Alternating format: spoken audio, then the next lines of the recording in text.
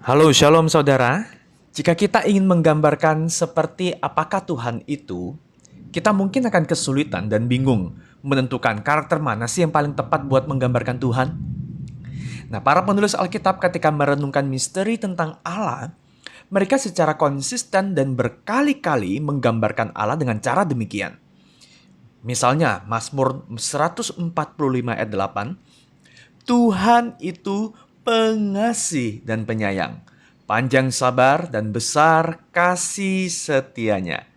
Nah, dan ungkapan seperti ini diucapkan berkali-kali, baik oleh penulis misalnya Keluaran, Tawarik, Nehemia, Mazmur, Yoel maupun Yunus.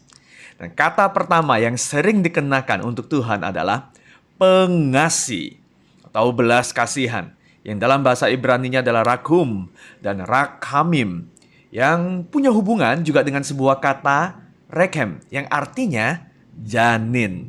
Dengan kata lain, belas kasihan dalam Alkitab Ibrani itu berpusat pada bagian inti, core dari seseorang. Setiap kali belas kasihan diungkapkan, kita diajak untuk membayangkan perasaan lembut seorang ibu kepada bayinya yang rapuh. Kata rakum atau belas kasihan ini syarat makna tentang perasaan yang mendalam. Kadangkala, kata ini juga diterjemahkan sebagai deeply moved atau tersentuh begitu dalam. Sebagai contoh, kisah Raja Salomo yang bertemu dua ibu yang baru saja melahirkan dan salah satu bayi dari keduanya meninggal. Tetapi kedua ibu itu mengklaim bahwa bayi yang hidup adalah bayi mereka. Maka sebagai ujian, Salomo mengatakan bahwa ia akan memotong bayi itu menjadi dua dan memberikan masing-masing separuh kepada tiap ibu. Ibu asli dari bayi itu dicatat rakhum atau tersentuh begitu dalam sehingga ia lebih rela perempuan lain mengambil bayinya daripada ia melihat bayinya mati. Belas kasihan sang ibu inilah yang membuktikan bahwa dialah ibu yang sebenarnya dari bayi itu. Nah, rakum bukan hanya kata yang bermakna emosional, tapi juga melibatkan tindakan.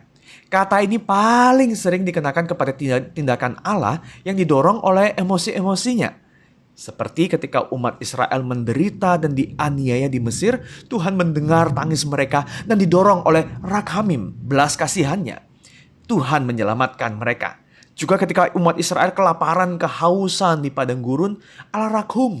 Allah berbelas kasih dan memelihara mereka sebagai anaknya sendiri dengan menyediakan semua kebutuhan, baik itu makanan, minuman, pakaian, sembari Tuhan sendiri yang menuntun mereka secara pribadi. Ironisnya saudara, meskipun Allah begitu penuh belas kasih, umatnya berkali-kali mengalihkan kesetiaan pada ilah lain. Bukannya menunjukkan belas kasihan, malah manusia berlaku kejam pada sesamanya.